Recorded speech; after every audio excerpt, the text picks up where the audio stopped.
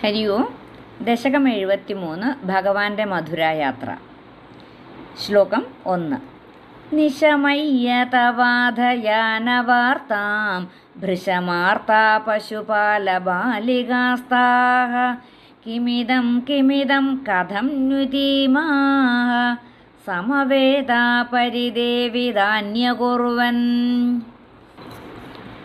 നിശമയ്യ തവ അധ തവാധ യാനവാർത്താം നിശമയ്യ തവാധ യാനവാർത്താം ഭൃശം ആർത്താഃ പശു ബാല ബാലികാഃ ബാലികാസ്താഃ പശുപാല ബാലികാസ്താഃ. കിമിദം കഥം नु इति इमाः नुतीमाः. किमिदं कथं नुतीमाः. समवेताः परिदेवितानि परिदेवितान्यकुर्वन्. निशमय्य तवाधयानवार्तां भृशमार्ता पशुपालबालिकास्ताः किमिदं कथं नुदीमाः സമവേദാ പരിദേവിതാന്യകുർവൻ.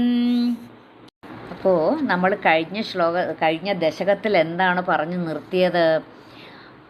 എല്ലാ ഗോപികമാരോടും ഭഗവാൻ പറഞ്ഞിരുന്നു, ഇന്ന് രാത്രി ഞാൻ നിൻ്റെ ഗൃഹത്തിലേക്ക് വരുന്നുണ്ട് എന്ന്. അപ്പോൾ അങ്ങനെ ചെല്ലാതിരുന്നത് കാരണമാണ് ഓരോരുത്തരുടെ ഗൃഹത്തിലും ചെന്നില്ല, ആരുടെ ഗൃഹത്തിലും ചെന്നില്ല. അതാണ് അവർക്കെല്ലാം ഒരു ആശങ്കയുണ്ടായത്.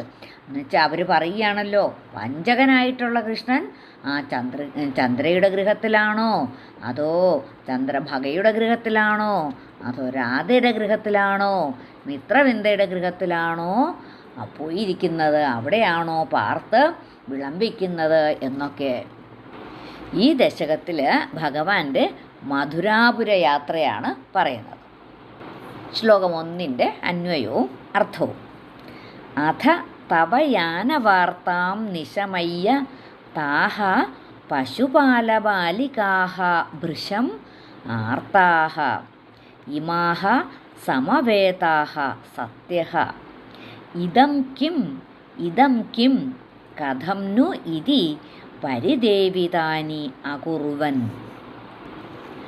അഥ തവ യാനവാർത്താം നിശമയ്യ. അഥ പിന്നെ അങ്ങ് യാനവാർത്താം നിശമയ്യ മധുരയിലേക്ക് പോകുന്നു എന്ന വർത്തമാനം കേട്ടിട്ട്, അതാണ് യാനവാർത്താം നിശമയ്യ, അങ്ങ് മധുരയിലേക്ക് പോകുന്നു എന്ന വർത്തമാനം കേട്ടിട്ട് താഹ പശുപാലബാലികാഹ താഹ ആ ഇടെ പശുപാലബാലികാഹ ആ ഇടെ പെൺകിടാങ്ങൾ ഭൃശം ആർത്താഹ നന്നെ ദുഃഖിതകളായി തീർന്നു. ആർത്താഹ ദുഃഖിതകളായി തീർന്നു.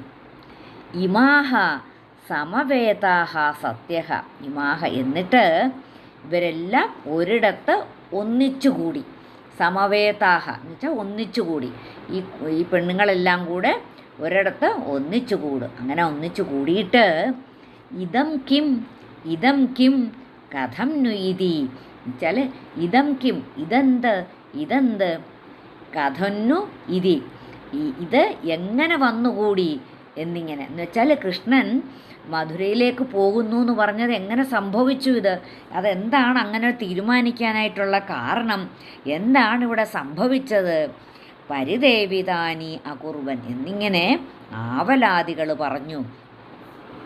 അപ്പോൾ ഈ അക്രൂരിൻ്റെ കൂടെ ഭഗവാൻ മധുരയിലേക്ക് പോകുന്നു എന്നിട്ടുള്ള വാർത്ത കേട്ടിട്ട് ആ ഇടേ പെൺകുടികൾ അത്യന്തം ദുഃഖിതകളായി തീർന്നു. ഇതെങ്ങനെ സംഭവിച്ചു എന്ന് ഇവർ കൂട്ടം കൂടി ഒരിടത്ത് നിന്ന് അവരെ ആവലാദികൾ പറയുകയാണ്. അപ്പോൾ ഈ ഗോപികകൾ ഓരോരുത്തരും കൃഷ്ണനെ പ്രതീക്ഷിച്ച് അവരവരുടെ ഗൃഹത്തിൽ വളരെ നേരെ ഇരുന്നല്ലോ. അപ്പോൾ അങ്ങനെ കാണാത്തപ്പോൾ അവരെന്ത് ചെയ്തു? പുറത്തിറങ്ങി അന്വേഷിച്ചു. അപ്പോഴാണ് ആ കംസൻ്റെ ആജ്ഞ അനുസരിച്ച് ആ ഗോകുല നായകനായിട്ടുള്ള നന്ദഗോപരെയും പുത്രനെയും മറ്റു ഗോപന്മാരെയും ഒക്കെ ആ കാർമുകയാഗത്തിന് ക്ഷണിക്കുവാനായിട്ടാണ് അക്രൂരൻ വന്നതെന്നും അടുത്ത ദിവസം തന്നെ രാവിലെ ആ അക്രൂരൻ്റെ കൂടെ ഈ രാമനും കൃഷ്ണനും മധുരയിലേക്ക് പോകുന്നുവെന്നും അറിഞ്ഞത്.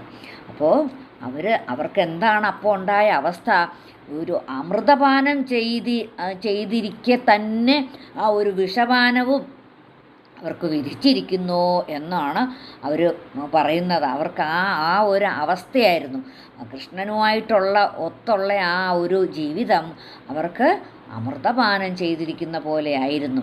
അപ്പോൾ കൃഷ്ണൻ അവിടം വിട്ട് പോവുകയാണെന്ന് കേൾക്കുമ്പോൾ ആ ഒരു വിഷപാനം ചെയ്ത പോലെ. അപ്പോൾ അതാണോ ഞങ്ങൾക്ക് വിധിച്ചിരിക്കുന്നത് എന്നുള്ളൊരു തോന്നൽ. അപ്പോൾ ഇത് എന്താണിങ്ങനെ സംഭവിക്കാൻ കാരണം? നമ്മുടെ ഭാഗ്യദോഷമോ അതോ കൃഷ്ണൻ്റെ ആ ദയയില്ലാത്തവനാണോ കൃഷ്ണൻ എന്നൊക്കെ അവർ കൂട്ടം കൂടി നിന്ന് പറഞ്ഞ് കരയുകയാണുണ്ടായത്.